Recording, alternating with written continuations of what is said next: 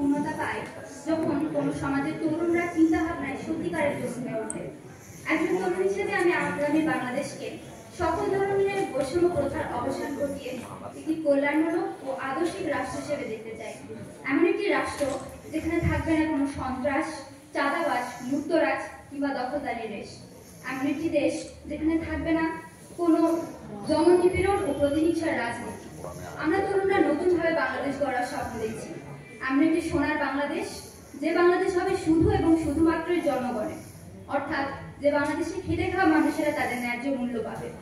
এমন একটি বাংলাদেশ গড়ার স্বপ্ন দেখছি যে বাংলাদেশ উন্নত বিশ্বে মাথা উঁচু করে দাঁড়াবে এবং আমরা গর্বিত বাঙালি জাতি হিসেবে নিজেদের পরিচয় দিতে পারবো। তবে এর জন্য বাঙালি জাতিকে সুশিক্ষায় শিক্ষিত করে তুলতে হবে। শিক্ষা খাতে ব্যয় বৃদ্ধির পাশাপাশি প্রয়োজনীয় সংস্কার আনতে হবে এবং প্রতিটি স্তরে শিক্ষার সুব্যবস্থা নিশ্চিত করতে হবে।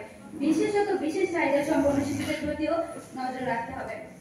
আমাদের দেশের প্রধান উপদেষ্টা ডক্টর মোহাম্মদ ইউনূস স্যার প্রায়ই বলেন, আমাদের প্রতিটি শিক্ষার্থীকে একজন উদ্যোক্তা হতে হবে, অর্থাৎ শুধুমাত্র চাকরি পাওয়ার আশায় শিক্ষা গ্রহণ এ বলয় থেকে আমাদের বেরিয়ে আসার জন্য রাষ্ট্রীয়ভাবে উদ্বুদ্ধ করতে হবে।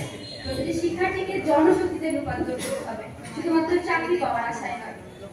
এছাড়াও আমি বলবো একটি প্রয়োজনীয় বিষয় যেটা আমাদের সকলের জন্য প্রযোজ্য, সেটা হলো অন্যের কি করা উচিত কি করা উচিত নয় সে বিষয়ে না ভেবে আমরা সকলে নিজেদের জায়গায় দাঁড়িয়ে নিজেদের কি করা উচিত এবং কি করা উচিত নয় সে বিষয়ে যদি কঠোরভাবে ভাবি, তাহলে হয়তো বদলে যেতে পারে আগামী জাতি।